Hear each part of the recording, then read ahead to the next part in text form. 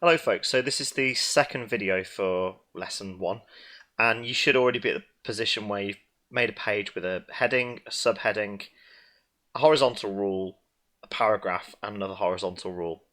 What we're going to do now is learn to style it. So we're going to add some attributes. We're going to use the style attribute. Now the first thing I want to do is I want to make the page black because I don't like the idea of a white background. It's just something that's never appealed to me.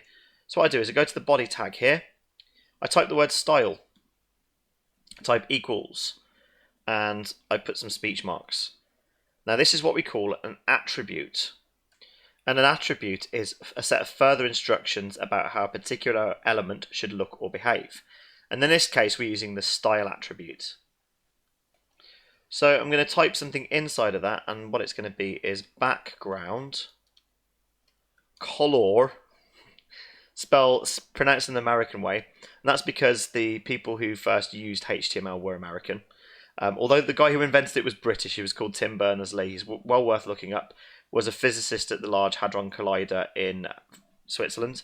You know, physicist doing all that kind of smashing atoms up. Was looking for a way of linking documents between all the different servers in their mesh of computers, their network of computers, and came up with this idea, which has obviously been used for web pages now. Background color, and I can type black. And as soon as I do that, I can change everything to black. Just on a side note quickly, I'm going to open up another tab for you. I've gone to Google and searched for something called a hex color. And with this, you can actually find a hex code. Obviously, I'm going to go for black in a minute, but you can get a color that you want. And all you need to do is just highlight that color, Control C, go back to your HTML code, and instead of black, I'm going to just put that in there. And it should set it to that.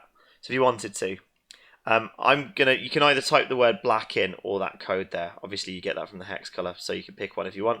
The one for black is actually 00000. Is that 6 zeros? Yeah. And if I do that as well, it'd be the same thing as black. But if you want some sort of more precise color tones, you can use hex codes. I'm just going to type the word black in for now, make it nice and simple. No change there. Let's do the same then for the headings. So I'm going to just copy that, and I'm going to press space, and I'm going to put style in, and instead of background color, we're going to change it to just color for the font color. So color is for text. I forgot this earlier. I remade this video and I forgot actually I wrote font color and it didn't work for ages. Do I want red? No, I want white. So I'm going to have white for the main heading, and let's have a look at that now. So go across, and that's fine, that's looking good. And then I'm going to do the same. I'm just going to copy this because I want to use the exact same one. Space. And I'm going to make that red, so like the subheading is red.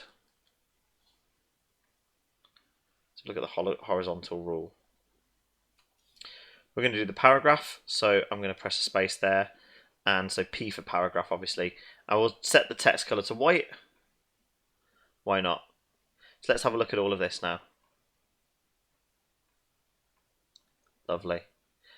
Okay, I'm not happy still though. I want to change the way the font looks, so I'm going to go back and we're going to use this style attribute again. This time I'm going to go to the H1 style. I'm going to put a semicolon, and I'm going to write font family, because they're all one family, is Arial. Just like the Little Mermaid, but not a singing mermaid, I guess. Right, so it's just a font, isn't it?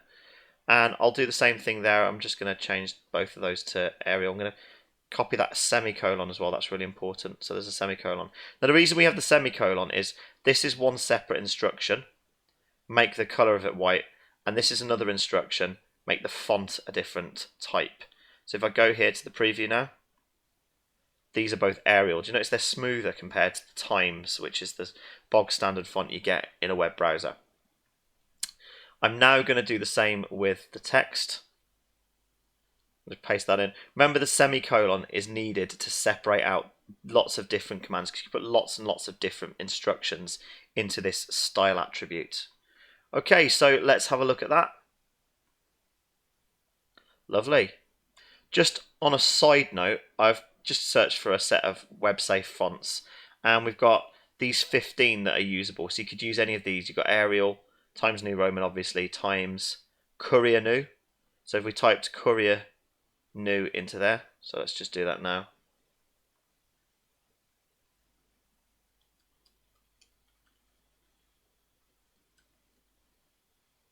Is that the way you do it? Let's just double check that now. You just need to type it without the dash there. Let's have a look. So that should hopefully, there we go. That's gone to Courier New, hasn't it? Don't like it though now. I'm gonna change it back to Arial. But I keep going to misspell that. There are a whole bunch of web-safe fonts. There's only 15 of them. You've got Georgia, Verdana, Palatino, Garmond, Bookman, Tahoma. Tahoma's quite a nice one. Trebuchet's a nice kind of straight one. There's no flicks or anything on it. A nice font size. Impact. Or you've got good old Comic Sans. Hey, we love Comic Sans. Not. Please don't put Comic Sans in your work. You will automatically lose at least 2 grades for doing that. If you're joking, it's fine, but often we get that, and it's really, really not a font that I want to encourage people to use. So those are web-safe fonts, and they will work on any web browser. But other than that, that's the end to this particular set of videos. You can now put text and horizontal rules into a web page, and you can style them, which is really cool using attributes.